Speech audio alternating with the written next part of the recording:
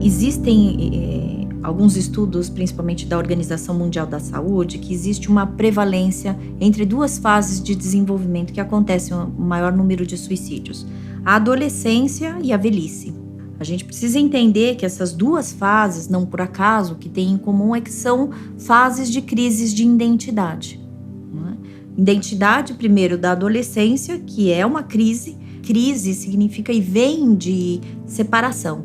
Separa a ação, né? Então, por isso que existe uma crise, né, existencial no adolescente, porque separa a ação daqueles que ele conhece como referência. Ele precisa se afastar dos pais, né, até para resgatar a autonomia, além de todas as mudanças que acontecem. Então, quer dizer, seja lá em todos os aspectos, né, biológico, emocional, social, a maneira como você também interage com o mundo. Então, você tem que escolher a tua profissão, você precisa, né, descobrir qual que é a tua autonomia e seu grupo de pertencimento. Você percebe que é uma crise que você vive numa adolescência, né? E que também não é muito diferente, né, quando a gente olha para, né, a velhice. Porque a velhice, normalmente, ela é associada com perdas, com restrições. Os idosos, eles começam a ver os amigos morrendo.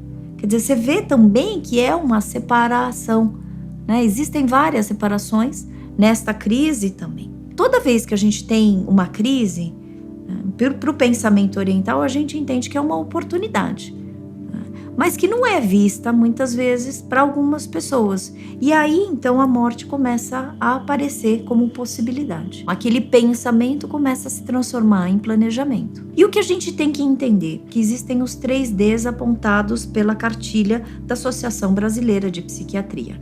Os 3 Ds são desamparo, desespero e desesperança. Isso tem muito a ver com o que a Organização Mundial da Saúde pontua também das 3 características principais de um comportamento suicida. Primeiro é a ambivalência. Ambivalência, e aí a gente pode entender que muitas vezes a pessoa não quer morrer, mas ela quer matar aquele sofrimento. Então, se a gente entende isso, ela quer matar o sofrimento, a gente também consegue compreender por que alguma pessoa tenta o suicídio e lá no hospital ela fala, me salva. É ambivalente. Porque, na verdade, ela não quer se matar por inteiro, mas ela quer matar a parte que está provocando o sofrimento. Juntando com a ideia da impulsividade, né, muitas vezes a gente entende que a sensação de desamparo, desespero e desesperança provoca aquilo que em psicologia a gente chama de acting out, que é exatamente esse impulso que a pessoa atua naquela sensação. E a terceira característica, que essa é importante a gente pensar, que é o pensamento rígido.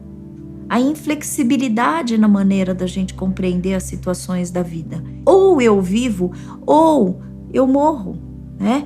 Ou eu conquisto isso, ou eu morro. Então você começa a ver oposições binárias, né? Não paradoxos, não uma necessidade de integração, mas você começa a perceber que o pensamento da pessoa começa a ficar muito inflexível. Nessas 2 fases, quando a pessoa está em crise, fase da adolescência ou na velhice, você começa a entender que essas 3 características podem aparecer, como aparecem. É momento muito propício para que o sofrimento apareça.